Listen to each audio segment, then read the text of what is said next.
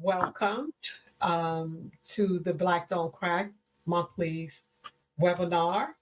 We have these webinars on the last Sunday of every month. My format is to have a caregiver share their story because I believe that short storytelling is very important. And sometimes it can be very healing to hear someone else's story and to also be able to share your own story. So the format is to have a caregiver share their story and then to also have a professional share some insight or resources or information that will be helpful to caregivers and other people who are either care recipients or will be future caregivers. So tonight we have Tamara Valdry is our caregiver, and we have attorney Lisa Brown, who is our professional for the evening. I'll go ahead and get started by introducing Tamara first. And Tamara is an adjunct professor at Azusa Pacific University in Azusa, California. Much better, Naila. She simultaneously. You can hear? Okay. All right. So what I will say is if you can stay muted because we don't want cross talking. So if you can mute yourself until you get to the Q&A, okay? And I also want to say that if you have questions, you can always put them in the chat room to everyone, okay? Everybody? All right, back to Tamara. Tamara, as I said, is an adjunct professor at Azusa Pacific University, and she simultaneously cared for both parents, which to me is a Herculean task. I can't even imagine it. But right now, she is the primary caregiver of her mother, and they are living in Los Angeles. So, welcome, Tamara. Hello. Hi. Hello, It's so good to have you with us. Yeah. It's good to be here. Good. I know you have been on this caregiver journey for a while. So I'm looking forward to hearing your story. And really, you can begin wherever you want to, in the middle, in the beginning. You can't get to the end yet because you're not done with it. But, we would love to hear your story and have you share some insight with us and some of the things that the challenges that you've had along the journey and just how you handled and managed everything, all your myriad of responsibilities as an employee, a professor, a caregiver, an auntie, just all of those things. So I'm going to open the floor up to you so that you can share your story with us. Okay. Well, I'm going to start somewhat at the beginning, or really I'm going to start with Gloria's call, which was in the beginning. So when you first asked me to join you all today, Gloria asked, what do you want to entitle your talk? And I was like, gosh, I don't know. But then what came to me was journal, or journey. I'll write about it tomorrow. And so she sent me a text and she was like, is the title journal or journey? And I was like, no, it's the whole thing. Now, that goes back to this. I have been a journaler since 1988, since I was very young, right? Not that I'm so young, but I was pretty young. And that was kind of like, it turned into my devotional time with God. It turned into the place where I deposited everything. It turned into the place where I found a sense of solace. It turned, journaling, it turned into so many things for me. A place to express my creativity. So, and more than anything, it was in a way that was all encompassing. It was my place, the place where I could go for self-care. Now, granted, along with journaling, I've always been a reader, so I was always reading something. I've not been a person who shies away from Counseling, I will go to counseling in a minute because I do. And let me start this by saying emotional and mental hygiene is key in this journey. And, I used to talk to friends about this, and it's like, counseling has been, or therapy has been so stigmatized. Granted, our communities are opening up now, but it was so stigmatized in the Black community for so long. We would hear, girl, you better get over it and keep on moving. You know, you got to do what you got to do. But, I really started sharing with my friends. It's like, we go to the physician for our physical hygiene. We go for our, we go to the dentist. So we need to incorporate a holistic approach when we think about how we sustain ourselves. And so, anyway, getting back to the title, I entitled it that because it's like I didn't have time to journal anything. I literally, do you know it takes no time to sit down and write 3 sentences?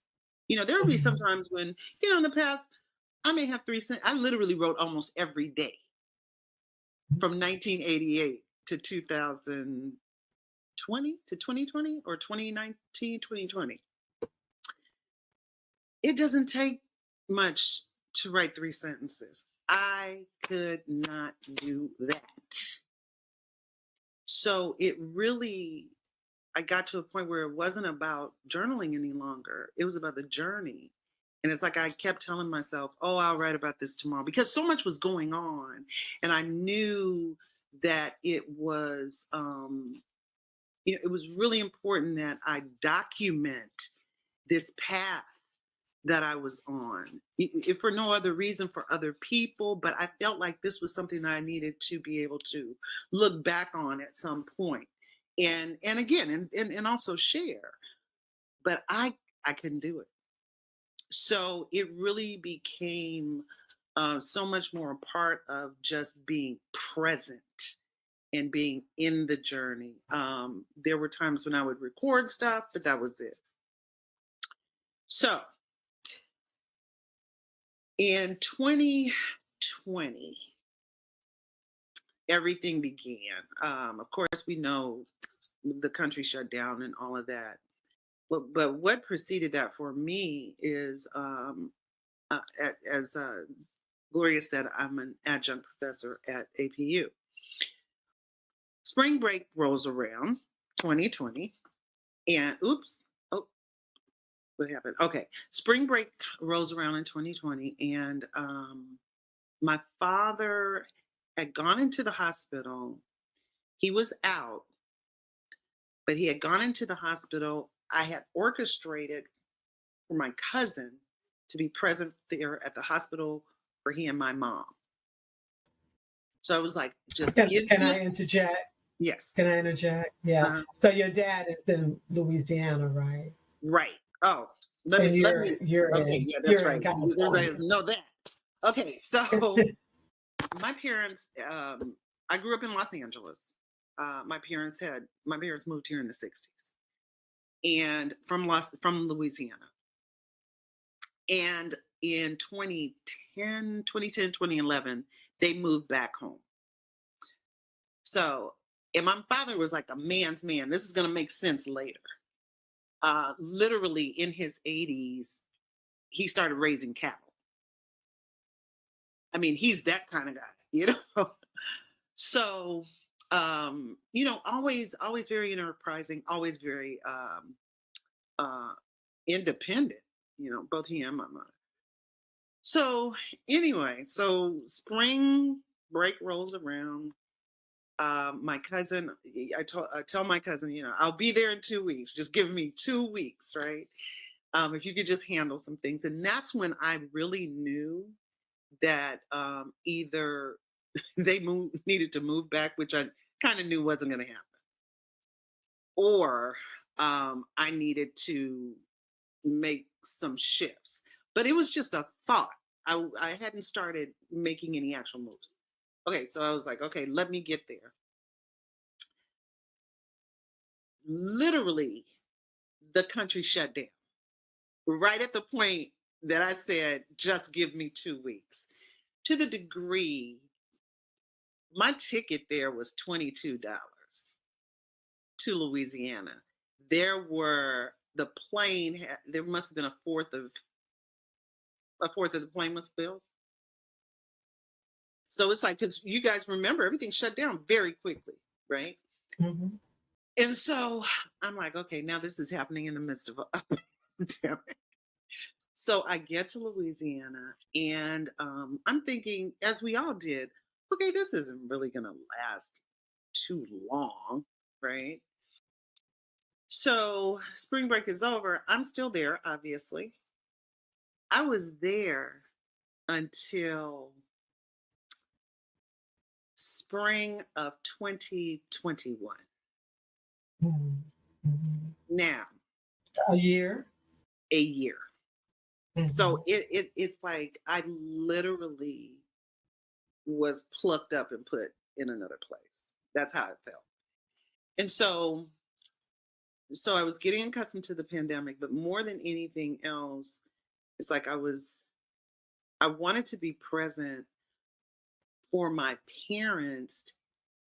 It because they were like at that point 80, no, yeah, 89 and 84, 80, yeah, 89 and 84. And so I wanted to be present for them because they were dealing with their own issues around the pandemic. Then my father's kidney was failing. Rather, he was in dialysis at the time. His kidneys had already failed. His heart was starting to fail. And so we were trying to figure out, okay, how are we going to navigate moving forward? So in the midst of all that, again, it's like I had to be completely present, but I knew I could not do it on my own. So let me tell you, God is amazing, because had my parents been in Los Angeles, we would not have had the family um, system in place in terms of caretaking that we had in Louisiana. Because all my family here is younger. So everybody's working, doing their thing, right? But by them being there, I was able to call on my older cousins. Now, I do have a brother who's in Georgia, and he was kind of coming back and forth once the pandemic had, kind of, once we had moved into the pandemic a little bit more, I would say like around the fall is when he was able to come. But because they were in Louisiana, I had older cousins, so I was able to kind of build somewhat of a family support system, somewhat. Because at the same time, people are taking care of their parents.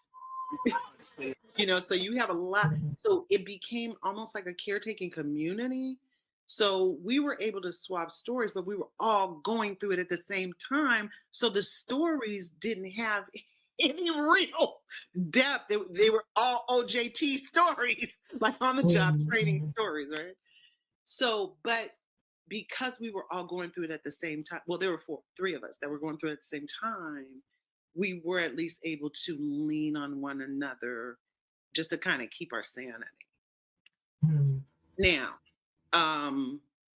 another great thing, was that my father had been in the military.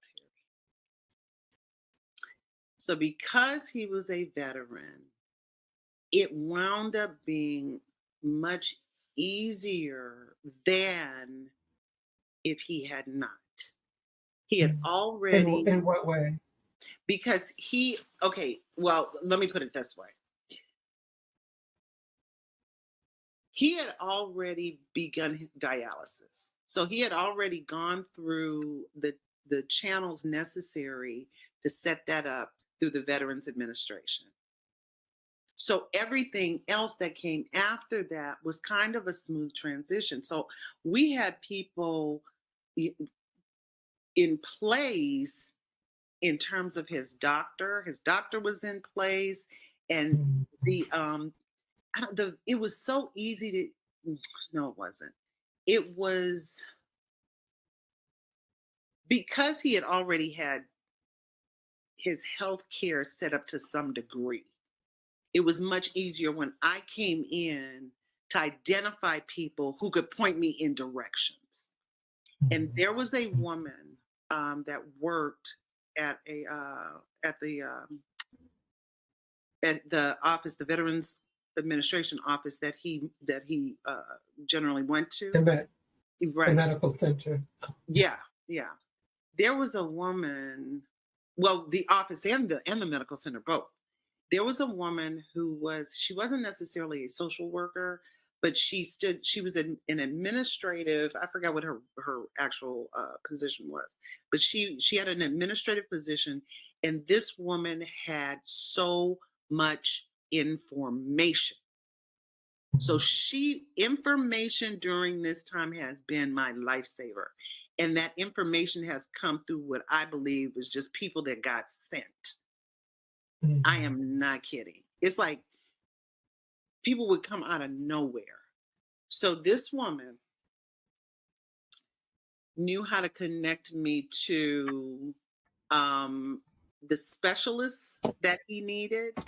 She connected me. She was actually helping me to try to get benefits from an injury that he had when he was in the service.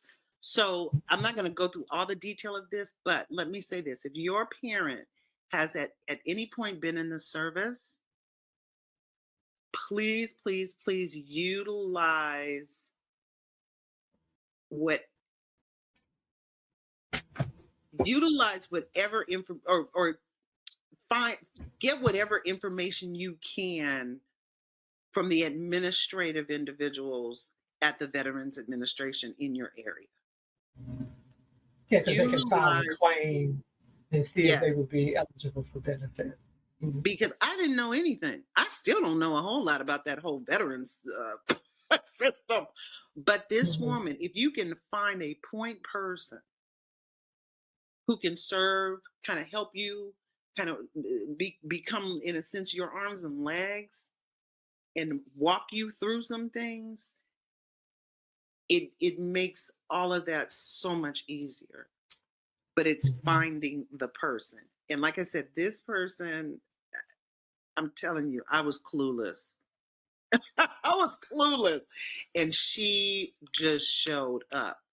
Now. So this person was at the VA regional office or she was at the Veterans Administration Hospital? She was at the office, at the Veterans Administration office, but it was adjacent to the hospital. Oh, okay. You were fortunate. Okay. Very fortunate. Especially in DC, they're very far apart. Right. They were adjacent. So she was, she assisted me in so many different ways. My father wound up getting a cut on his foot. He had diabetes, and you know how detrimental that can be. So it began to get infected. And this is I'm going somewhere with this. This woman pointed me in a direction, contacted me with someone who was able, during the pandemic, to get this,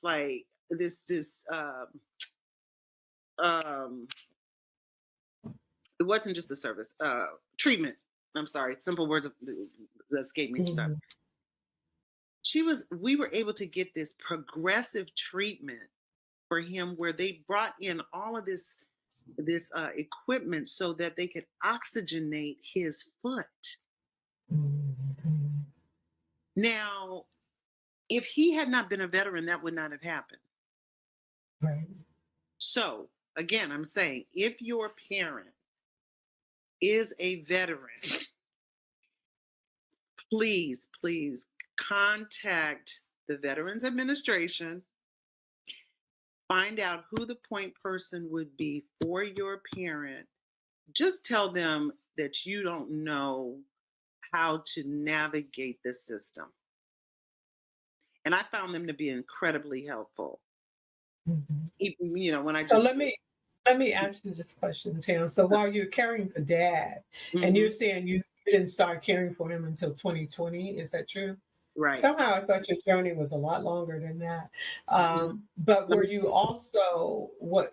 Uh, how was your mother's health? How was her condition? My Were you mother's health also caring? was, it was okay, but it was declining. And then she was really, really, my parents were very close.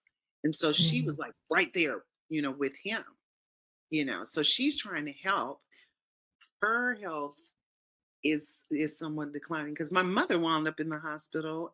She had not bypass surgery, TAVR surgery in 2021, January 2021. So She had what kind of surgery? TAVR surgery. They replaced a valve. Okay.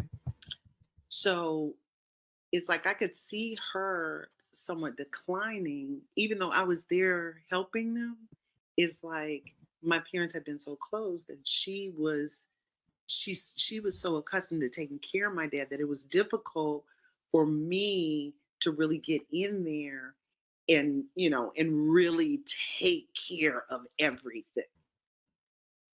So it's like I had to navigate through, and I wanted her to be able to have that level of to be able to maintain her level of care so that she would still so that she could still be viable within the framework.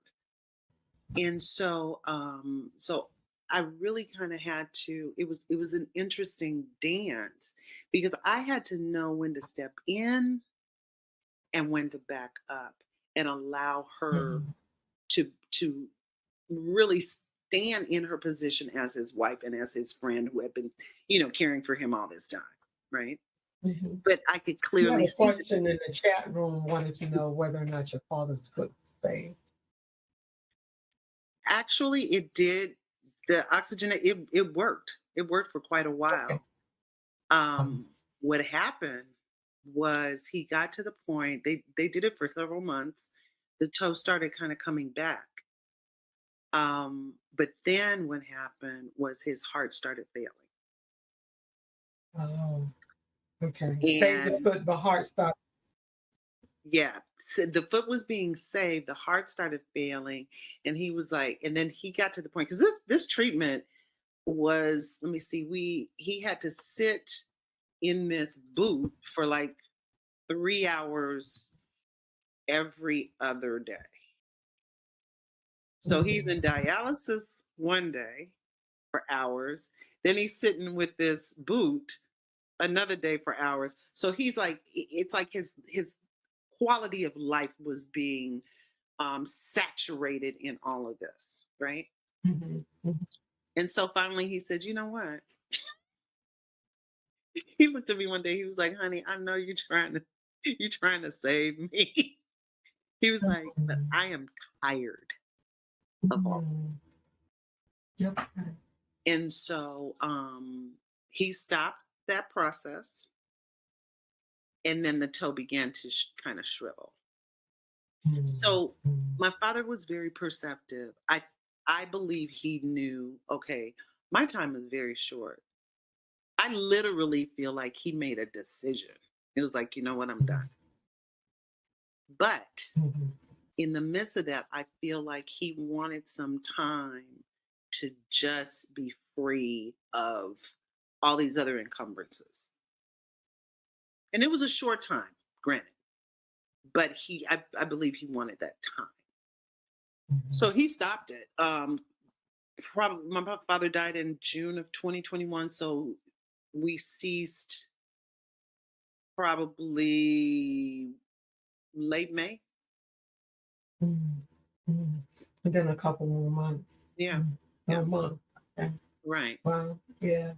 So And so you did mention about your mom's her what cognition began to decline while it you did before or after your dad passed. really before, because my father noticed some Mhm. things. And so it was I had to do pretty much all the cooking because she had started forgetting how to cook certain things. She then started leaving the Mhm. stove on and things of that Mhm. nature. So Mhm. I came in at me who now granted I can't cook, but I mean my people are from Louisiana. Of course I can cook. But but it's like I was not that wasn't a part of my lifestyle. I didn't like always cook. I could eat the same thing for 5 days. I can make a pot of Mhm. spaghetti and eat it, you know, Mhm. or whatever, 3 days. But Mhm. my parents were accustomed to eating something different every day. So I'm trying Mhm. to come in and still help them to maintain the lifestyle that they've always had. And it was hilarious. Let me tell you a lot of the time. 'Cause Mhm. my mother, and let me just bring the humor in. My mother would be like, I, I don't know about that. Let me do this. Let me do that. Let me cut this. I don't think you're doing that right. Right. And I'm like, I'm Okay. just trying to Okay. throw something together for y'all to eat. She was so anyway, but that was so funny. But in any event, so my days would start at about 5:30 ish, and my days would not end until about 12 Mhm. midnight. Mhm. So this Mhm. is take my dad to dialysis, cleaning up the house, making sure my mother was okay, making sure she had meals during the day. Um, the nearest grocery store was 20 minutes away because we're in a rural area of Louisiana. So that's 20 minutes there, right? Mhm. 20 minutes in the store, let's just say, most sometimes more. 20 minutes back. That's an hour of the day just gone, right? And Mhm. it would never be just an hour, of course. And then by that time, I had to pick up my dad again. So this was my day, and I'm working, right? Right. So Right. so I'm teaching classes online, so I have to take care of everything before my class begins, and the class is in another time zone. Mm. Right. Oh my goodness, that's Thank, true. yeah, thank God I don't have morning courses. My Mhm. classes generally start at 2:30, and my classes end at 7. Mm. So the time frame it worked out, thank God. so So I'm teaching, but the thing is, not only am I teaching my courses, I'm having to maintain a consistency in research Mm. because I can't just let my courses get stale. I'm not, Right. I'm not teaching elementary school, and I taught elementary school and I could just kind of teach the same thing and, add a little bit here, add a little bit there. I couldn't do that. And then we're in the midst of a pandemic. I'm teaching, and one of my classes was writing for visual thinkers, but it was under the communications department. And so in that class, we look at what's going on in the culture. Mm. Mhm. So I'm having to So you got to maintain, stay current. would you say? You have to stay current I had to with stay what's going on. completely current. Mhm. So with the pandemic going on, and there were so many things. I mean, we were in a maelstrom in terms of the events that were occurring.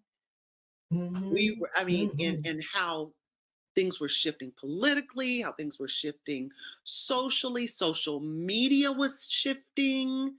I mean, Mhm. all of these cultural pillars were shifting. Mhm. And so I'm having to stay current Crumbling.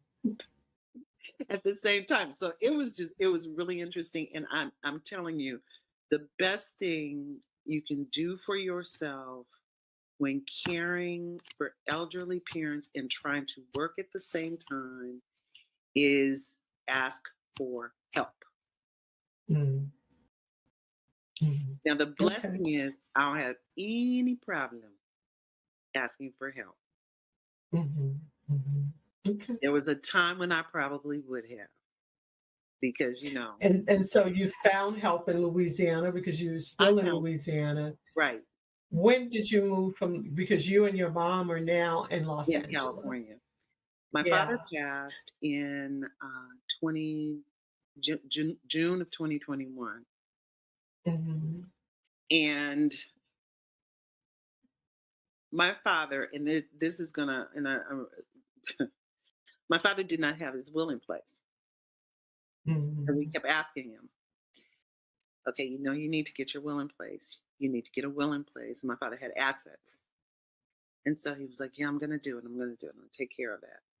And so my brother came down and we had a meeting, but there was no real resolution. He talked about it, but there was still no resolution. We contacted people to do the work of, to get the will in place. And it was like he it would Mhm. we'd get ready to have the appointment online, and he would be like, oh, I don't want to do that today. I'm just tired.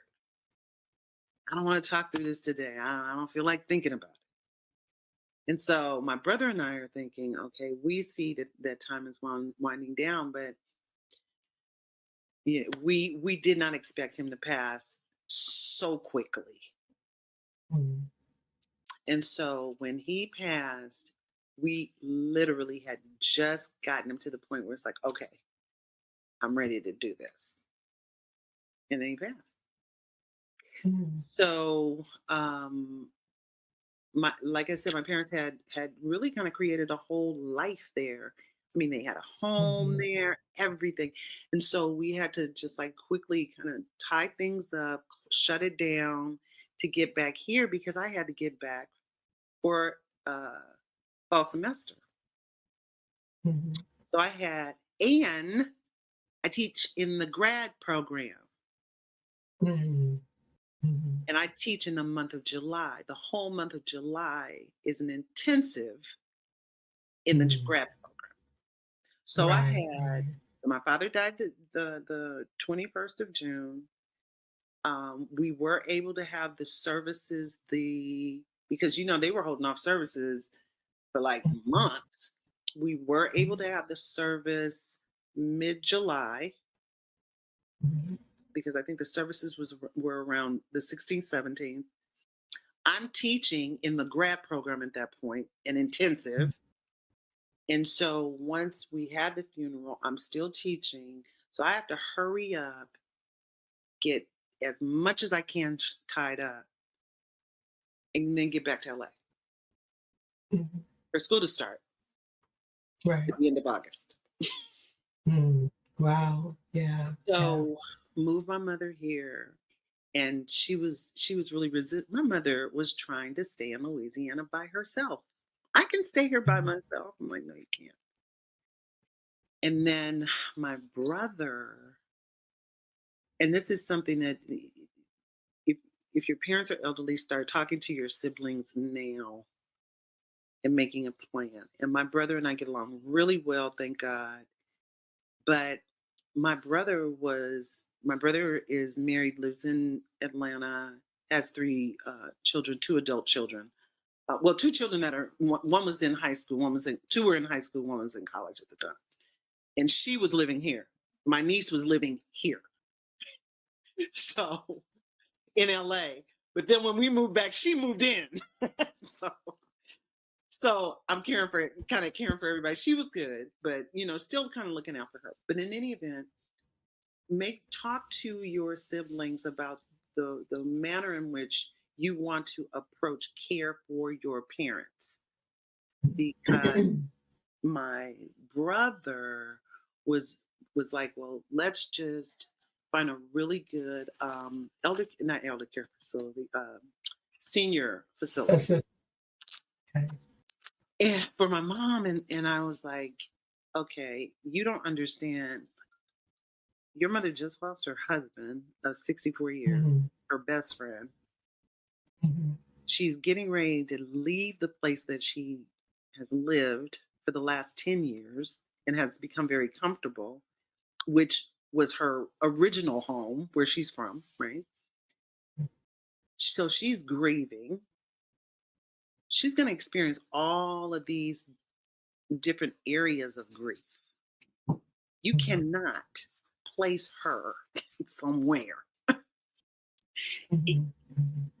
because it's too much. It would have just been too much. So I was like, she cannot stay in Louisiana at a senior facility. So she's going to come with me. So came to LA. My niece moved out of the dorms into the house. So it was the three of us. Mhm. um, and so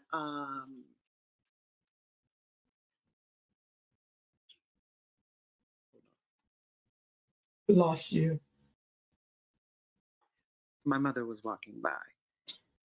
Oh, And see, this is real life here. yes, yes, yes. Understood. Mhm. So once we got here, then I had to set up a whole team of care for my mom in terms of doctors because she has a heart Mhm. condition. So I Mhm. just set up a team of care for her, and thank God now we have a gerontologist, we have a physical therapist and occupational therapist. However, Mhm. when she will soon, okay, the time is coming, or really has come, where I really need help with her care. Mhm. We're we're in a precarious position because my mother has too many assets. Mhm. So she can't get state care. Mhm. We, for the most part, turned everything over to my brother and I. But in the state of California, You have to she look still, back. it would have had to have happened 10 years ago. Oh, 10. Most Yeah. places it's 5 I or think it's so. 5. Okay. I, Mhm. I think, I, but the gerontologist said it's 10 here. Okay. Yeah. Yeah, I thought it was a 5-year look back. Yeah. Yeah. So, I'm going to pause you here, Tam, because mhm. see if there are any questions. If anybody has any questions for Tam, um, that you'd like to either unmute yourself or put in the chat so that you can ask her any questions. I do have a question. I would like to know because my feeling is that we let our brothers and our male family members off of the hook when it comes to caregiving, right? Mhm. That somehow it always end up being women's work, and men tend not to step up to the plate. And so, how involved was your brother? I understand he has his own family, Right. but you have a life too. Right. Um, how involved was your brother? Would you have liked for him to have been more involved? And if so, in what way would you have appreciated more involvement from him? I I would have appreciated and would still appreciate a greater presence. Mhm. When my parents were in Louisiana, when we were all in Louisiana, with the exception of my brother, it was easier for him to come down. So he would make trips down to just kind of help around the house. Mhm. And then he made one trip. He was like, you know what, you need a break. So he he made one trip to give me a week off. Mhm. Mhm. Mhm. And so, but again, it's important for our sibling for us to be on the same page with our siblings because he doesn't quite understand in terms of information.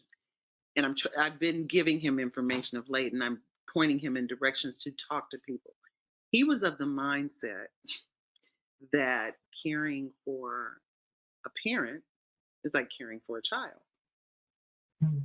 He was like, "Oh, Yeah, well, it's kind of like being a single parent," and I'm like, "No, it's not." Because you're caring for a person who was cognitively um, strong, and now we're seeing them go into a cognitive decline, right? And so this is still a person who can make their own decisions to a great degree, who has their own personality, and who is somewhat strong-willed, and where they're going on a decline. I'm assisting in a decline with a child. You're assisting with a progressive growth.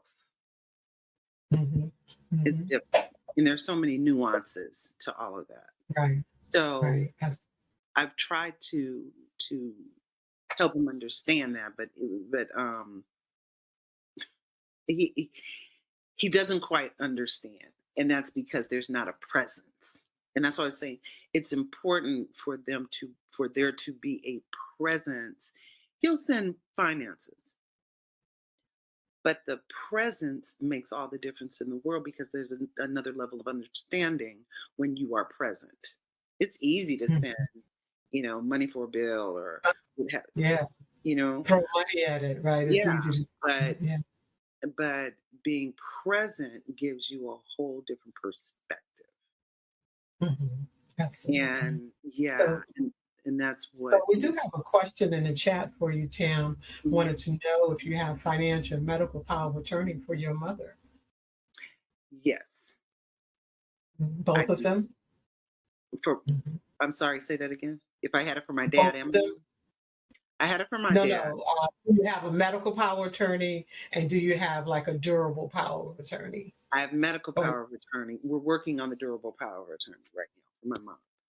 We have an uh, attorney, as a matter of fact, but I still want to talk to Lisa. Is my brother found is the one who chose the attorney. Um, and she's not as attentive as I would like her to be. But Mhm. things are, and it's a slow process. Don't get me wrong. It's a slow Mhm. process, particularly when things aren't in place. But Mhm. there's a certain level of attentiveness that I would have preferred, even understanding that things take a long time, you know. Yeah, but also understanding that as her cognition decline, so does her ability to enter into any type of legal Right, documents. right. So Now how she do you has not speed gotten that up? right. She has not gotten to the point. She has not gotten to the point where there's a. She's moderate. Mhm. She's kind of at a moderate decline right now. Mhm. But she's still very well aware and is able to communicate effectively with the attorney. Mhm. Some things you just really have to help her understand, but she gets it. She will understand. Uh, Mhm. Yeah. but Another question. I Oh, see oh, things go ahead. shifting quickly. Quickly, yeah, and it can happen pretty rapidly. So I might want to coast it along a little faster. One other question was whether or not At wanted to know if when your dad stopped the oxidation, I'm Oxygenation. sorry, yeah, Uh-huh. the procedure, did he also stop the dialysis? Did Soon those things after, happen simultaneously? yeah, he stopped the dialysis 2 weeks before he passed. Mm, mm. Okay, and he stopped the oxidation Oxygenation. Hmm. He uh, stopped that probably when about a month, probably a month before. a month before he died. Yeah, probably about a month. Okay. Yeah. Okay. And then there's one other question. Naila wants to know, how do you suggest siblings who are not on the same page communicate these important issues? You have any recommendations for us? It depends. Okay. Oh, siblings. Okay, I do have a friend. Her siblings were definitely not on the same page. And the what I saw with them is the circumstance itself has forced 2 out of 4 to get on the same page. And because of the relationships, it's like it's the right two, because one is closer to one of the the external one, the other is closer to the other, so they're able to bring everybody to the table. Okay, so with my brother and I get along really, really well, and we do communicate with one another pretty well. Um, I think more so with him, it's a thing of not being present because he can't see what's going on. Mhm. It's not as pressing for him in in terms of certain decisions that we have to make, and certain decisions that need to be made.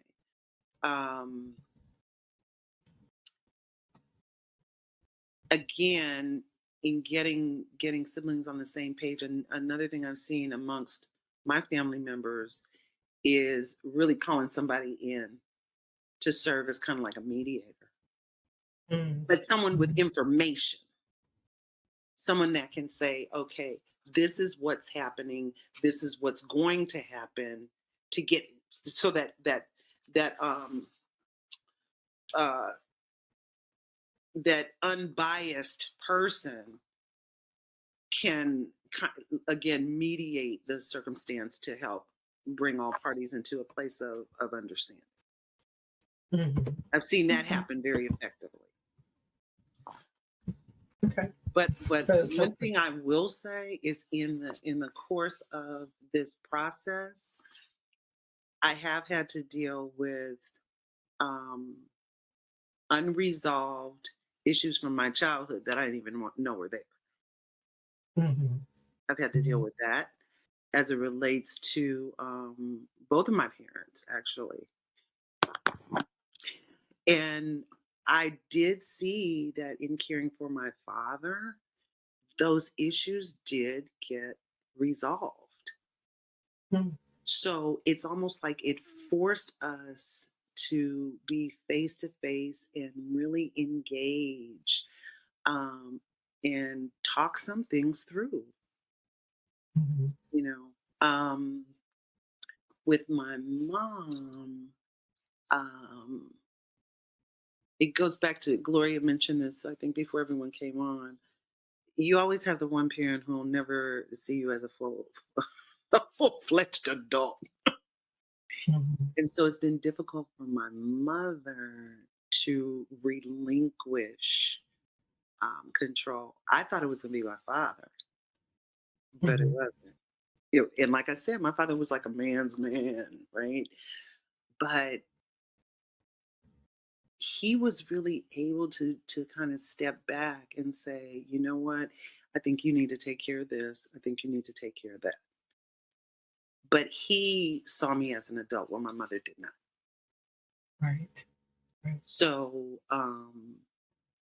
so working through that has been kind of it has been challenging. Mhm.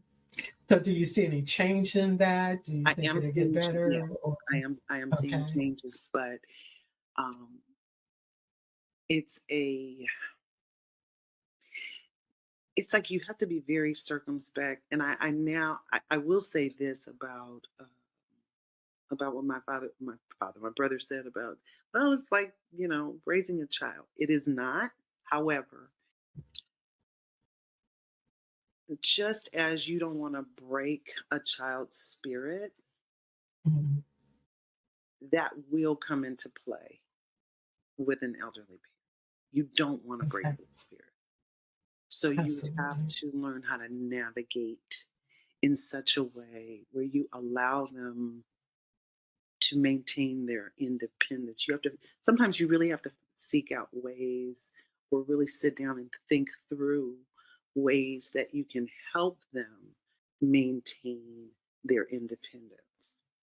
Mhm. Mhm. Especially if you have a parent who has been pretty independent, you know, Independent. Yeah. yeah, and Absolutely. just strong, Yeah. you know. And both of Hmm. my parents were strong, Right. Right. just really, That makes sense. yeah, very Mhm. strong people. Yeah. So I have one other question, might be the final question, unless Mhm. someone else has questions for you. Is how long was your father in the military? Did he retire from military? No. No. Okay. So I was wondering if any of his benefits passed over to your mother as a Yeah. survivor. Okay, so she has some survivor benefits then Yes. that's available. Okay. Yes. Yes. Did you bury your dad in a military national cemetery No. or? No. Okay. He didn't want to be buried in a national cemetery. However, my uncle was buried in a national cemetery. And my uncle had Mhm. passed just a few years, and my cousin helped me process through a lot of stuff because her father passed like 2 years Mhm. before. But Okay. yeah, no. Mm-mm. Okay. All right. All right. So your father though would have been eligible to be Yes, buried in um, in a a national military cemetery, and which would have also offset. offered a plot for your mom Right. as a survivor. Right. Okay. All right. Well, that was wonderful. I hope I helped. I'm sorry. I said, I hope I helped along in some way. Well, yeah. Yeah. I think that you did. You answered some good questions for some people, especially the sibling issue, which, Yeah. you know, Yeah. And let me can be a say, problem for a lot of yeah, people. Uh-huh. let me reiterate that truly. Um, if you're a person who has challenges with their sibling and you see that your parents are getting to a point, sometimes we have to put our egos aside and say, you know what, we have got to come together. Um, Mhm, like I mhm. said, I my brother and I get along really well, but we still had to, in some ways, have had to just set our, you know, we're both strong-willed. I think everybody in my family is strong-willed. Anyway, but we both Mhm, trying to, set aside, that the ego ultimately and say, look, you know what, we got to come together and make this decision and determine that something is going to be done, in this space. And mhm. we have to come into agreement quickly. Right, We can't right, go back and forth. right, right. So, Okay. yeah, the sibling situation. And the second thing I want to reiterate is you do not want um, you want to be able to um, with a sense of of uh, compassion, deep compassion. You want to help your parent to maintain some level of independence. You don't want to break their Mhm. spirit, especially when they've been Okay. vibrant people, Oh, absolutely. and And the deal with other the point that issues. Deal mhm. with the issues. The other point that you made about making a plan, I think that that is important too. Oh And I yeah, don't think it's ever too early to put that that's plan number in one. place. Right. Because, there's an inevitability about death, right? We're all leaving. We Some of us may leave violently, some of us may leave suddenly, some of us may leave as a result of aging, but there's going to be some decline in some way.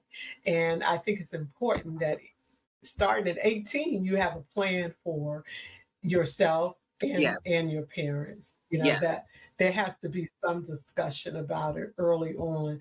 Plan for end of life yeah. in some kind of way so that it because for me, on a personal level, it was a tremendous shock to my system Mhm. to be in the role, even though I'd been there emotionally, financially, all kinds of ways for my mother for most of my adult life. I had not given any consideration to what happens, as she declined, what Yeah, happens as she aged, that's right. and so suddenly I'm leading my life, but then all of a sudden I'm in a different role, you know. Right. And I think that if we had some discussion about it early on, or I had a plan in place, the family had talked about it, then it would have The been transition. easier. Yeah. So yeah, the transition would have been easier. So Mm. thank you so much, Tam. I Thank you. appreciate your sharing. Thank you to everybody who's on. We did have 29 uh, registrants, but you know, it is the Memorial Day weekend. I sent out reminders, but who is here is supposed to be here. So I appreciate all of you being here. I do hope that Joseph is able to hear us now. I know he sent me a chat saying that he couldn't hear us, but I hope that he can now hear it. And then I'd like for the person who is on their iPhone to identify themselves. I'd like to know who, if you're able to unmute yourself and introduce yourself to us, I would appreciate that. No, Gloria, that I know who that is. It's Reuben Brown. Reuben Brown. Okay. All right. Hi, Reuben. Welcome, Reuben. So, a relative of yours, your Yes, husband. that's right. Okay. Welcome, Reuben. Glad to have you with us. All right, so we are actually going to transition. Tamara, I thank you so much. I really Thank appreciate you. your story. I'm sure it was helpful to a lot of people, and especially to myself. Naila is saying that this should be a topic of conversation between siblings before the parents become ill. Absolutely, it should Definitely. be. Let's hope. Mhm. Definitely. All right, so we have with us tonight as our second guest speaker, attorney Lisa Brown. And Attorney Brown is the principal attorney at Brown Law Offices, and her firm specializes in elder law, which is an area that we need as much information as we can receive about. So, welcome, Attorney Brown. Thank you so much for being a part of When Black Starts to Crack. Glad to have you here. I'm glad you agreed to share your expertise as an elder law attorney with us and help us to prepare ourselves, our families, members, and care recipients for what we should do in order to safeguard our finances and our financial legacy. So thank you so much for being a part of that. A part of this, actually. Thank you, Gloria, and thank you for everybody who's here. And Tamara, I certainly appreciated hearing your story. It was very helpful to me in general, just to know what types of things caregivers are going through is important to know, because people come into my office all the time, and you know, I get to hear different parts of what's going on, but sometimes not that level of detail. Reuben, you need to get on mute. Okay. And he is at a picnic. So, Oh, yes. okay. So our office is in Woodbridge, Virginia, which is Northern Virginia. And we enjoy working with families in this area, and just having the opportunity to share information that I have. As you know, there is opportunity to ask questions, and I hope I'll be able to help with most of your questions. I do have a presentation prepared, so I'm going to go to my slides and share my screen.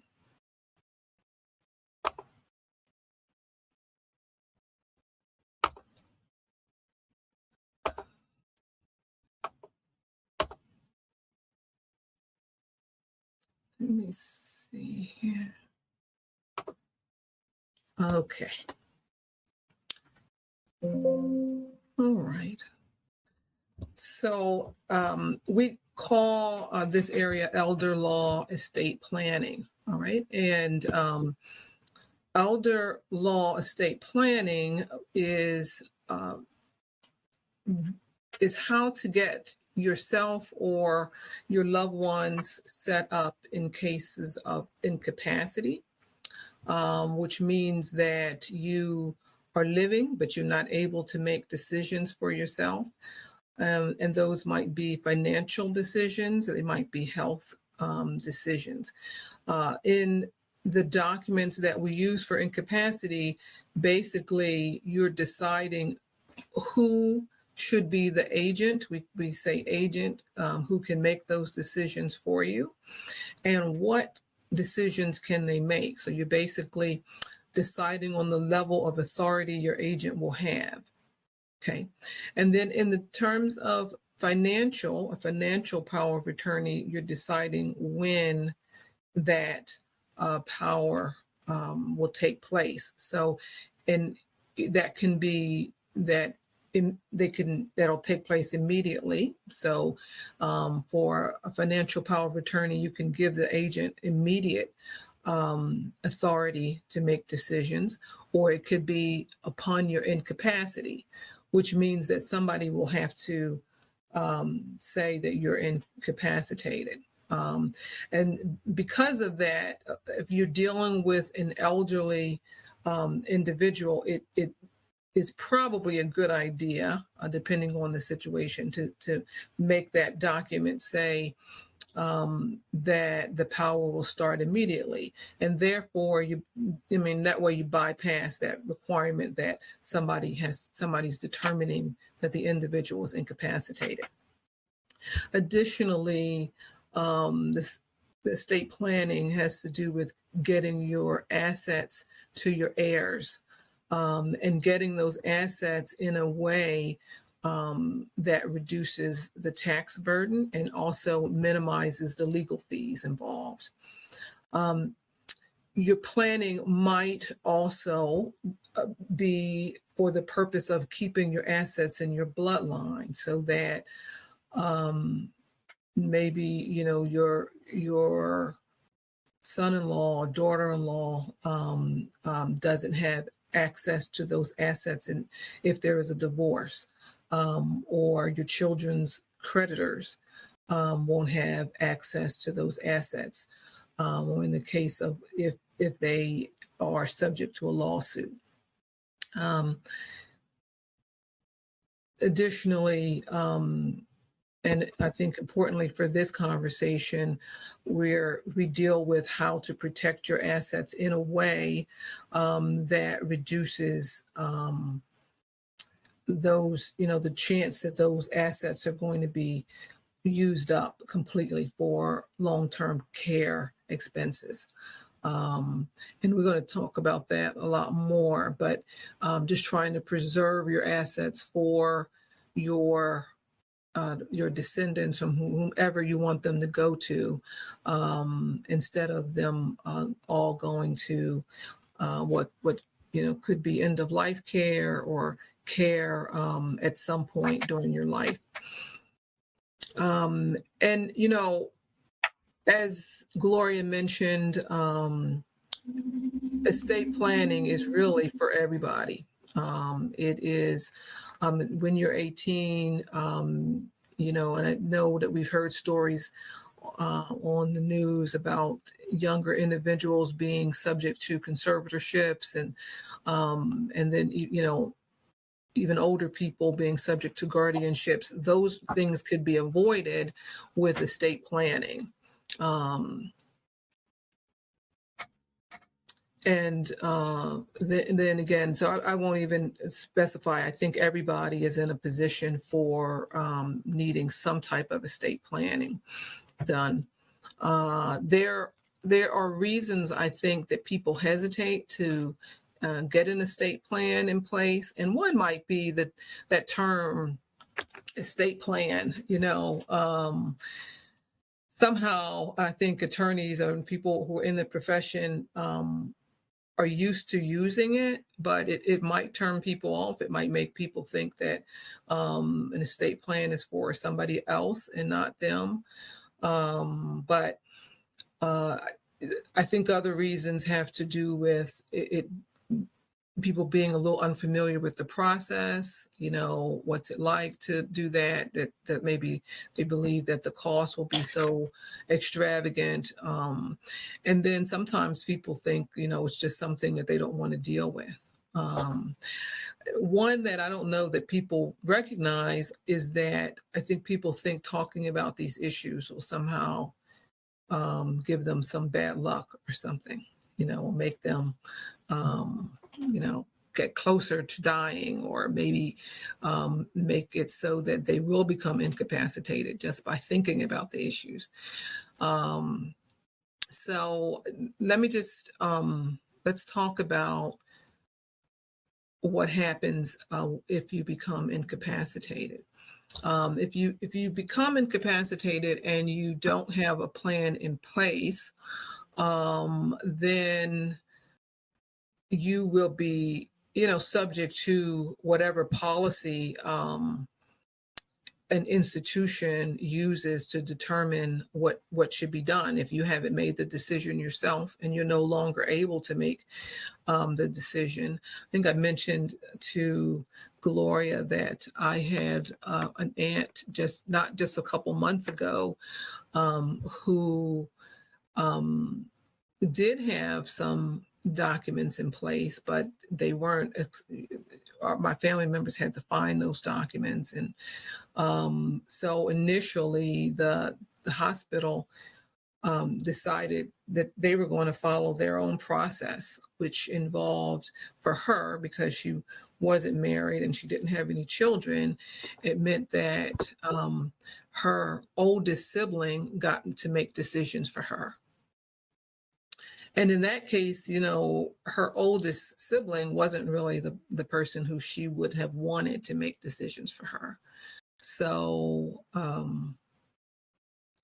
that brings up one thing, is that make sure that the people who are your agents have copies of your documents, or people know where to find your documents, and that you think about what will happen if I don't have certain things in place, or if the people I'm caring for, if they don't have things in place, what will happen in that case. And of course, the same is true for if you don't have a trust or will, think about what will happen in that case. What's the state's plan for me and for my assets if I don't have documents in place.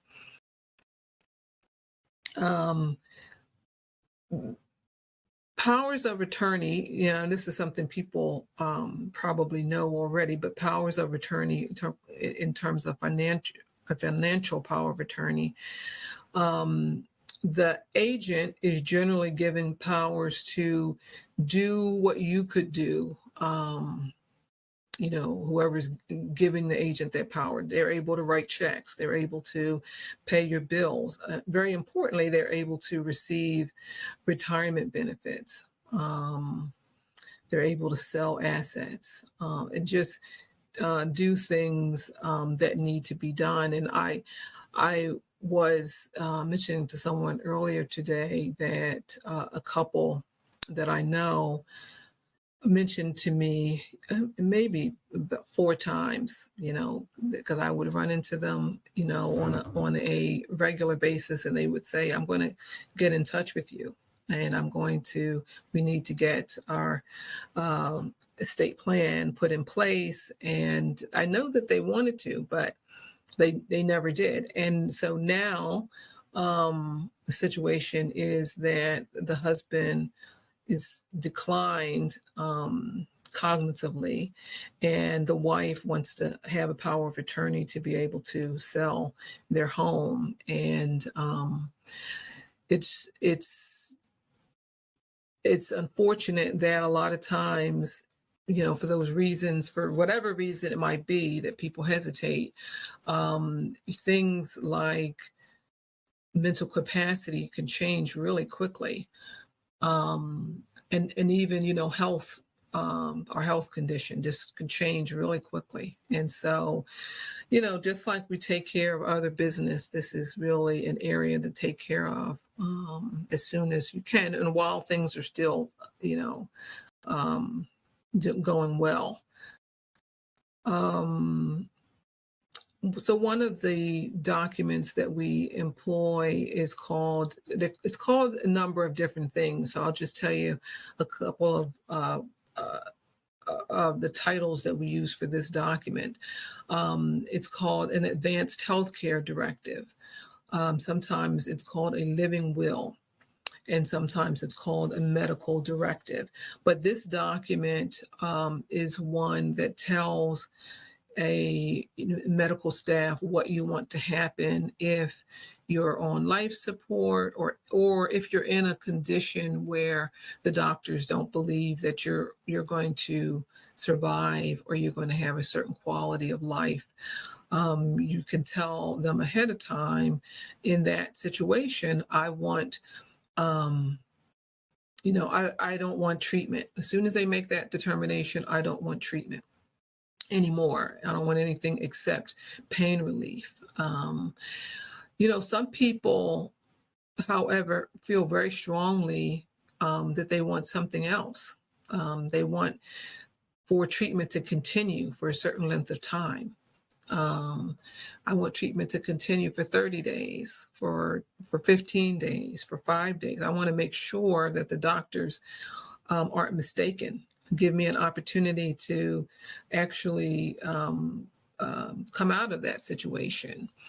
And we all have different experiences. Sometimes people have seen other people being kept on some life prolonging procedure. They are very determined that that's not going to happen to them. So people, we've all experienced something that tells us, what to do in that situation.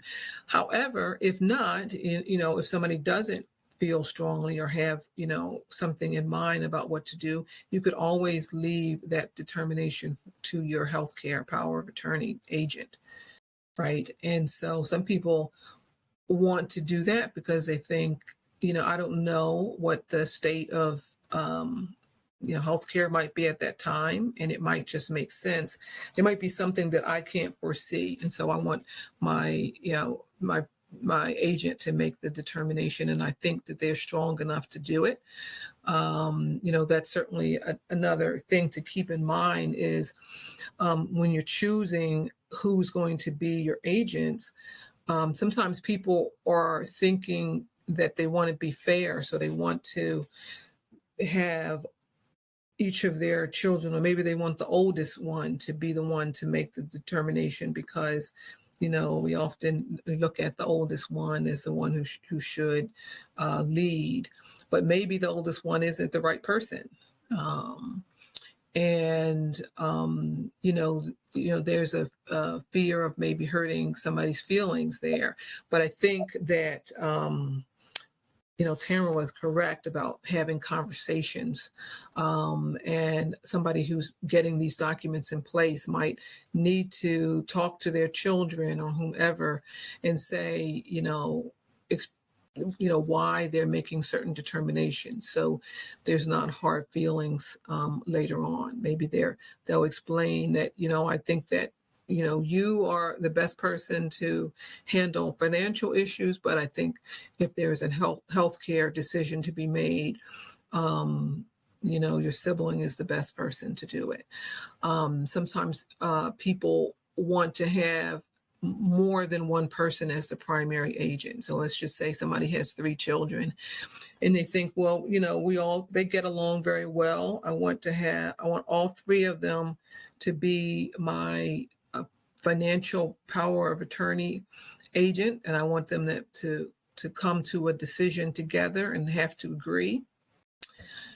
And I've seen people do that, and I think the question is, how practical is that? The people may be in different areas of the country. It may be difficult to get all of their signatures on something. It might be that while they get along well, they may not agree how to proceed on certain things. Will things be delayed because of that?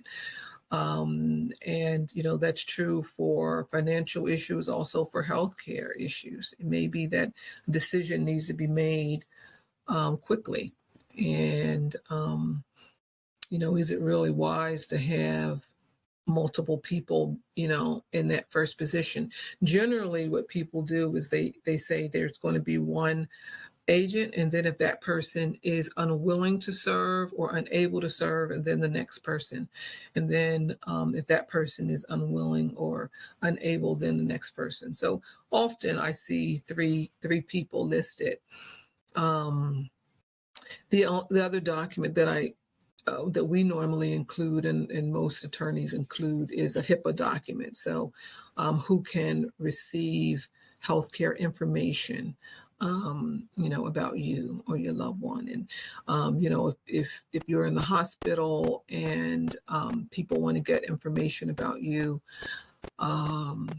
generally the hospital or your family doctor will release information to people who are listed on your HIPAA document. And as far as I know, there's no limit to the number of people it can be. But I will say that if there is a HIPAA document and somebody is not listed on there, they're unlikely to be able to get information, at least from the hospital or from medical staff. So, another major issue I think that people are concerned with, people who I talk to are concerned with, is what about long-term care expenses? And, people who have assets, but maybe not enough assets to cover an $8,000 a month or $10,000 a month nursing home expense. And I know in some places it's much more than that. I put numbers here for Virginia because that's where I am. But if you're not in a position to cover that, which most of Americans are not, then but you do have some assets. How can you protect those assets? If you qualify for Medicaid, which means that you don't have any assets, and your income is under a certain amount, then that's not so much an issue. You can get Medicaid, and Medicaid will cover your long-term care expenses.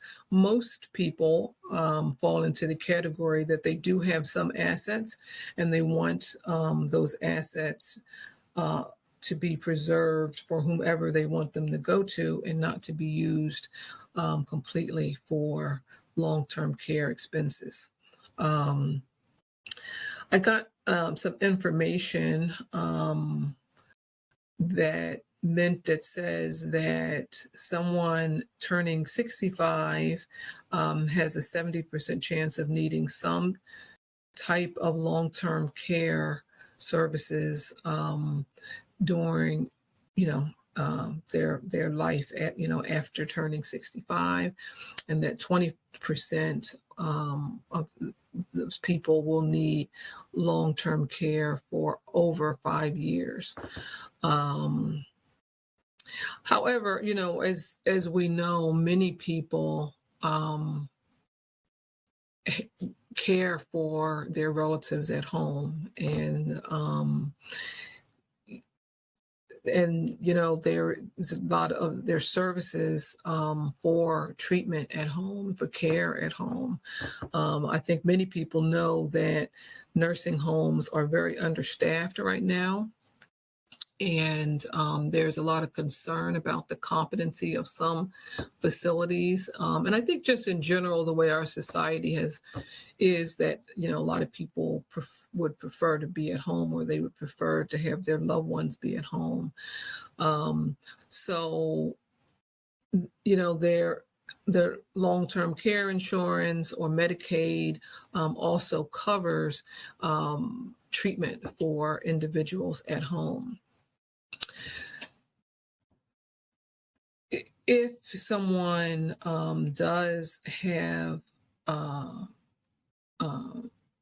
need for long-term care, and they do have more assets than are needed for Medicaid to qualify for Medicaid long-term care coverage, some of the ways that people meet that cost is through long-term care insurance, and then also using a trust strategy, which many people call the Medicaid Asset Protection Trust. And then what some people do is to spend down their assets until they qualify for Medicaid benefits. Long-term care insurance is preferable to the other two that I had listed, mainly because with long-term care insurance, both your assets and your income are protected. Okay, so that there is the insurance company is paying for your home care or your facility care, and you don't necessarily have to use up all of your income in that instance, and you don't have to find some way to deal with your assets because you already have the coverage.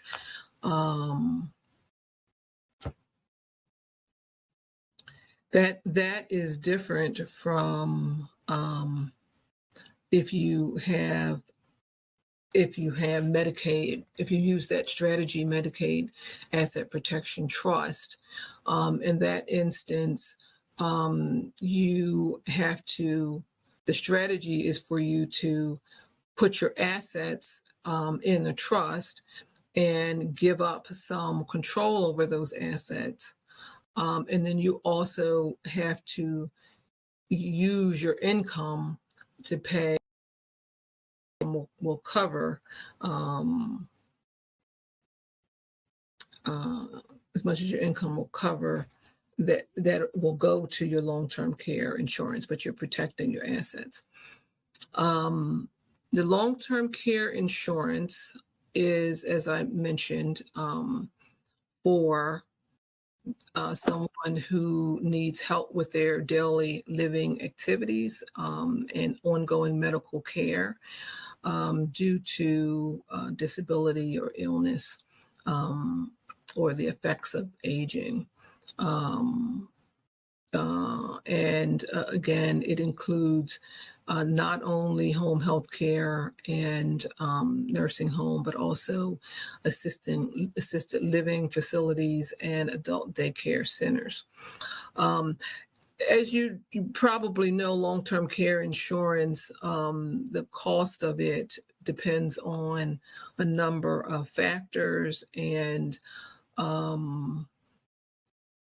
at some point, I think many of us have heard that long-term care insurance was so expensive that the rates increased after companies found that that it wasn't that advantageous for them to charge a reasonable amount for that coverage because they were spending so much on that long-term care for individuals, and so the prices were raised. And I think hearing that has maybe kept a lot of people from checking into it and seeing how much that coverage cost, and sort of just putting that issue off of long-term care insurance. but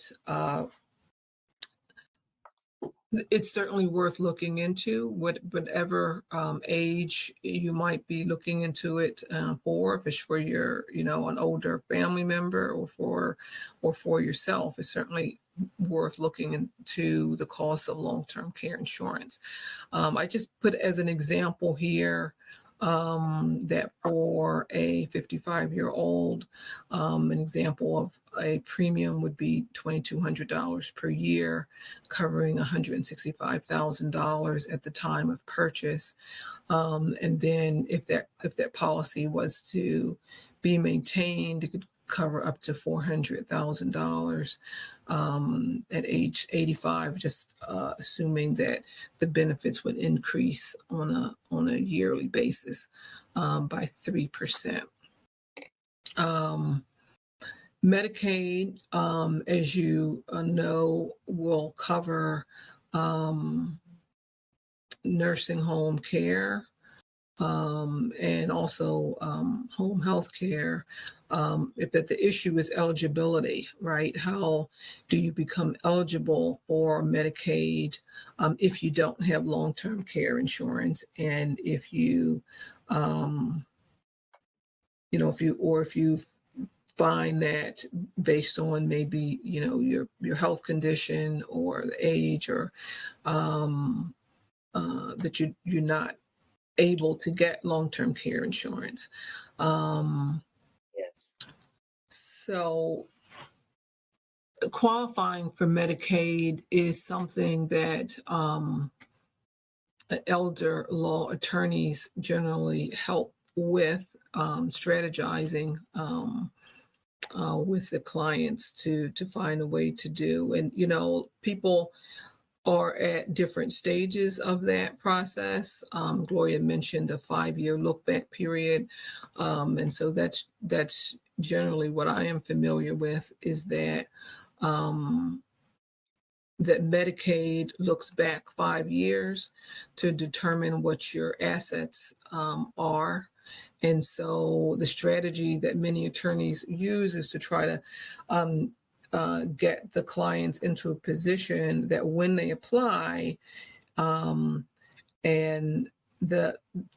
based on the application, when it asks, what assets you have, they're looking at the last 5 years. So they try to get those assets, structured in the way that they no longer are considered the client's assets for the last 5 years. And so what that generally looks like is people, if they, let's just say, they need to go into a long-term care facility prior to that 5-year period. So what often people will do is to pay for their long-term care until they reach that 5 years, if that's possible. Then at the 5-year mark, they can apply, and those assets will no longer be showing and won't be an issue, and then they can qualify for Medicaid. So, that's what I was just describing, that Medicaid Asset Protection Trust is a way to, is an alternative to just spending down your assets. Instead of spending down your assets, getting rid of those assets or transferring them into, the name of a family member, instead of doing that, it is to put them in this trust.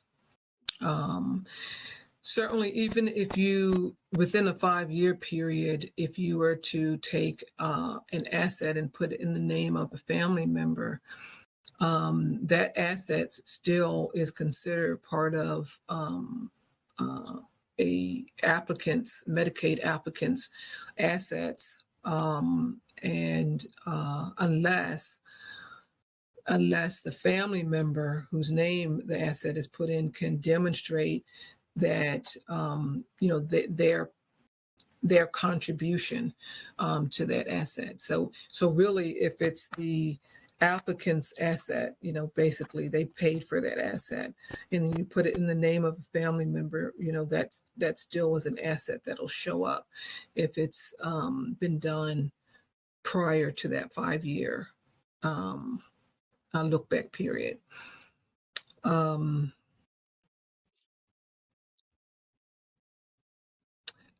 What the Medicaid Asset Protection Trust looks like is that first let me just compare it to a living trust or revocable trust, which I think is a type of trust that a lot of people are familiar with. If you hear people talking about getting a will and maybe I need a trust, and when they're talking about a trust, generally they're talking about an agreement where they're putting assets into the name of a trust, but they still have the ability to make changes to the trust. They basically can do anything with those assets they put into this revocable trust that they could if the asset was in their own name. Okay, so it's a very flexible instrument, and the purpose of it generally is to avoid probate for their beneficiaries. So to help their beneficiaries avoid that court process, which is a public process and which includes fees and takes time. So generally people will put their assets into a trust to avoid probate. I contrast that to an irrevocable trust or a Medicaid Asset Protection Trust. That type of trust, you are not the trustee. So in the first type, you have control, so you're the trustee. The trustee is the one with control. And in Medicaid Asset Protection Trust, neither you nor your spouse can be the trustee. So you have to make somebody else the trustee. Often people will make their adult children or somebody in the family the trustee. Okay, the trust is an income-only trust, which means the grantor or the person who sets it up is not entitled to the principal asset, but they are entitled to income from the principal asset. So that might be dividends that come from stocks. It might be rents, but the principal is really for the beneficiary, whoever the beneficiary is under the trust. And the grantor is very difficult for them to make changes to that trust once it's made. And so that's why it's a pretty big deal, because whoever you make the trustee, you've got to really believe that person is going to do the right thing for the grantor, is going to not use those assets up, and is going to make sure that what the grantor wants takes place. But just again, the assets that are put into a trust are subject to a 5-year look-back period for purposes of Medicaid. There's still things that can be done by the grantor in addition to receiving income. You can also use funds from the trust to make repairs, improvements to your home. You can also use those assets to pay your real estate taxes, homeowners insurance. A home that's in the trust, even though it's in the name of the trust and somebody else is the trustee, your house can still be sold, and the funds used to purchase the grantor another home. And then what I mean by that is that can be done without jeopardizing the 5-year look-back period. Okay, so, let me just put that up, leave that up for a second, just to say that the information that I have provided is just general information. It's not specific legal advice, and you should seek advice from an attorney regarding any of these issues. Okay.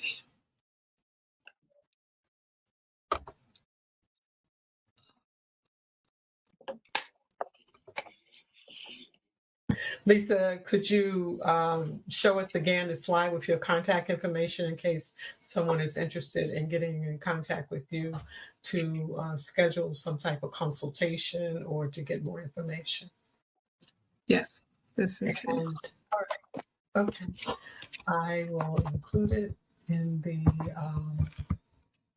chat for people to have, and the website.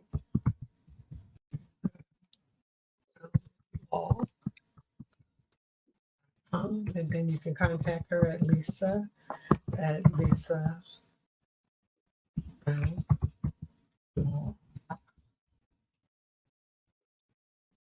Great. Oh, I misspelled Lisa. Okay. Lisa at lisaprownlaw.com. Okay. Wow, that was really good information. Thank you so much. Yeah, thank you so much for that presentation.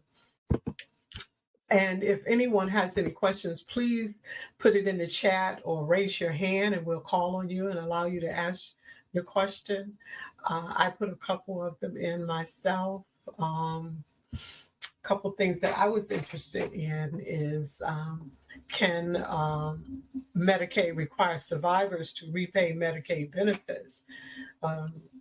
So like if the person had been receiving Medicaid benefits and after they are deceased, whether or not Medicaid can come after the survivor to repay those benefits that were paid. Yeah, so it depends on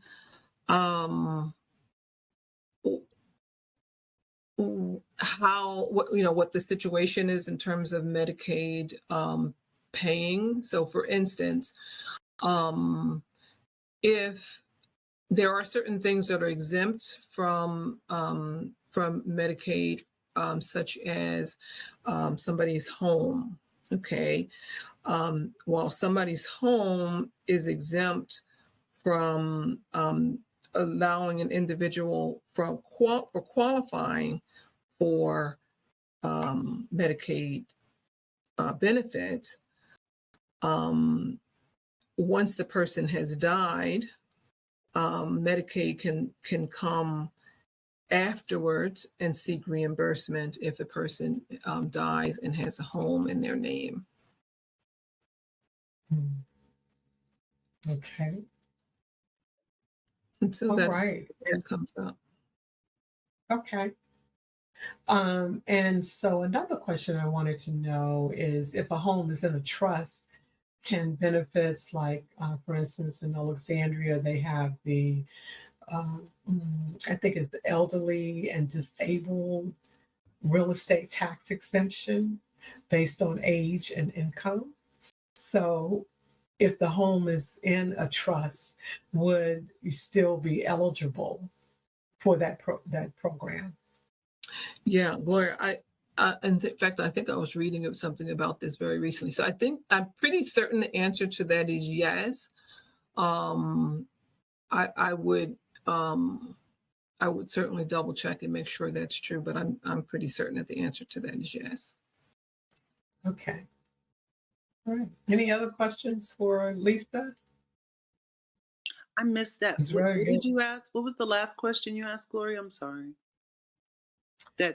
So in the city of Alexandria, because of my mother's age and income, she was actually exempt from paying real estate taxes. So if her home had gone into a trust, would she still be eligible for that program or that benefit, whatever it is? So if because the home no longer belongs to her, is that true if it's in trust? right? Yes. So the home Yeah. no longer belongs to her, it's now in a trust. Can she still claim that tax exempt status, or will she have to start paying taxes, real estate taxes on it? Right. And I think I'm thinking you're talking about a irrevocable trust, right? If it was a revocable trust, the answer is certainly yes.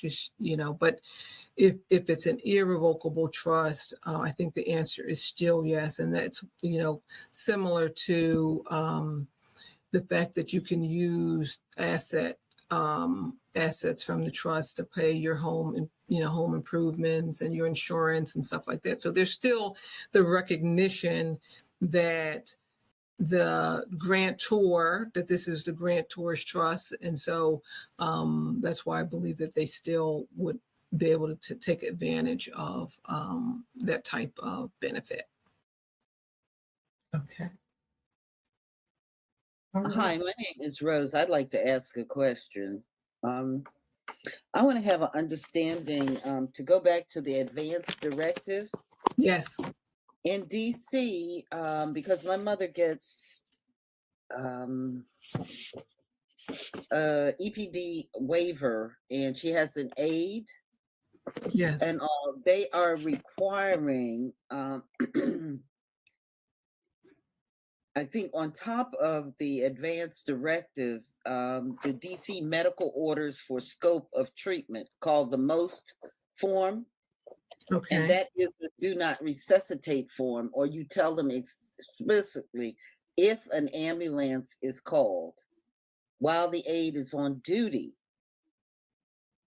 then they would have this paperwork that I have signed off on to not resuscitate my mother. My mother is 97.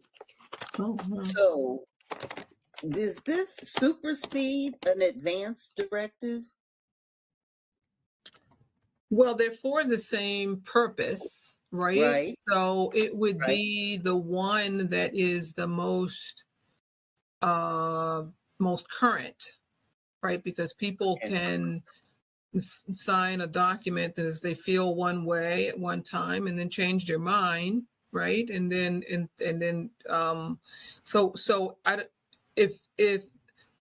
that is your mother's wish that there is a do not resuscitate order, then that I would leave that the way that it is. But if she wants something different, then you can get an advanced healthcare directive that specifies something else. I will say generally in a hospital setting that the documents that they provide are very standard, and they usually are do not resuscitate. And I think they kind of encourage that do not resuscitate. And that's why I really spend more time with that document than the other ones, incapacity documents. So people know they have a choice to make. You can say do not resuscitate if that's what your wish is, but you don't have to say that to give doctors advance information about what you want, right? So Well, she has dementia. At the time I became the POA, she was in the early stages of it, but it was not evident at that point. And so far, she's not able to really articulate that and all. But I've made the decision not to resuscitate her. Yeah. Because but when the ambulance responds in DC, I don't know about other jurisdictions, they are to give life-sustaining treatment. So that means jumping on her chest, beating her, maybe cracking her bones and so forth to resuscitate her. And I think that that's really just too much. So, I mean, can she sustain the treatment to save her life? Becomes the question, which I doubt very seriously that she would be able to. Right. And so I just wanted to know if you had two of those documents operating. So the most current one would be the most relevant of that. Yes, yes, absolutely. And there's one more question I'd like to ask in terms of bill. Prior to my mother coming with me, she purchased a car for one of her grandchildren. Hmm. The grandchildren child stopped paying altogether once my mother came here. And I told them to come and get the car. And there was only a few payments left on this. And so, of course, my mother her credit went bad. If in the event that she dies, it can be a bill that's added. Not only that, for the repossession of the car, they had a massive amount of tickets on the vehicles.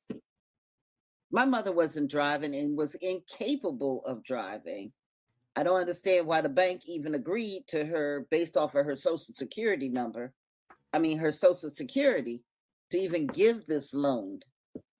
So, what financial obligations does my mother's estate have Yeah, to this debt that she signed on, right. but had no responsibility, I Yeah. guess? So if your mom's estate goes through probate, technically, you are to provide notice to all of her creditors that she has died. And then those creditors have a fixed period of time to, if they want to get some payment from her estate, they have a fixed period of time to do so. It's usually about 6 months. Generally, bills like companies, will not choose to go after the estate for something like that. So that would be my expectation. But technically, it would be your obligation to provide notice. Okay, Okay. thank you. All right. So we have about 9 minutes left. It's been a very informative webinar session. I do have a question, Lisa, because I run into this issue a couple of times, and it is how to get unwilling parents to agree to do estate planning, like to put it, to get a power of attorney in place, to do a will. You know, do you have any suggestions on how we can get parents involved in that, doing the Yeah. paperwork? So I would say to find somebody who the parent would be comfortable with. And I think a lot of times, and I'm talking about finding an attorney who the parent would be comfortable with, because maybe the parent is sort of thinks, I'm going to go to this lawyer's office, it's going to look a certain way, or I'm going to feel a certain way. They're not comfortable with the process. And so I think if they can communicate with somebody who they feel like who they feel comfortable with, that should make a difference, and so I would say for you to go to a couple places and talk to a number of attorneys who you feel like that's likely to be the case, for your parent. Estate planning and generally, well, estate planning is a area of law that is state specific. So attorneys are licensed in certain states, and I happen to be in a network where I can refer people to other clients, or sometimes I do work and I have an attorney in that state review the work. Okay, but generally, I'm licensed in Virginia and DC, and so most of my clients are in Virginia and DC. But again, I do have a network of attorneys who are in other states, and I work with them either by referring to that attorney or doing some work and having the another attorney review the work for that state to make sure that it is consistent with that state's laws. Okay. And then my final question is, what if you have a parent or, a care recipient who is really probably has some level of dementia, not willing to accept the fact that they have dementia, do not have the appropriate documents in place, no power of attorney, have changed the will 12 different times depending on their mood. What happens to that person's estate or what happens if the person is incapacitated and there's no POA in place when those documents are not in place? What happens? So in that situation, people generally will need to seek guardianship from the court for the person. And that is the process of having the court allow you to make the decisions for the person, over that person's objection. Okay. And so there would have to be some determination that the person is unable to make their own decisions. Yes. Is that correct? That's right. Okay. Yeah. All right. Anything Tamara, else? Anyone else? Did you have a question for me? You okay? All right. How about Joseph? Joseph kind of walked away. I know at one point he had his mute off. I thought he was going to ask the question. All right, everyone. Well, this has been really informative. I thank you both for sharing with us. I got a lot of good information that I can put in my back pocket and help other people along the way. I do want everyone to know that our next workshop is on June, the last Sunday in June. I think it might be like the 28th or something like that. And the 25th, I'm sorry, June 25th. And that workshop focuses on the mental health of the caregiver. I haven't selected a caregiver storyteller yet. That might be my story to tell because I certainly had some mental health issues as I was going through the caregiving process with my mother. Like I said, realizing that I had some unresolved issues and just addressing that and really it's a journey all throughout the process of caregiving because you have to do self-care, you have to maintain yourself, you have to at least for me, my whole life shifted when I became my mother's caregiver. And how do I embrace that? How is life different for me? And I needed a therapist to help me work through that process. And that can certainly be an issue for people who are caregivers. So if you get an opportunity, share that information, tune in on June 25th. And Tyrese McAllister, who is a licensed clinical psychologist, will be our guest speaker. So again, thank you, everybody. I greatly appreciate it. And I'll see you next time. Thank you. Thank you. Bye. Thank you.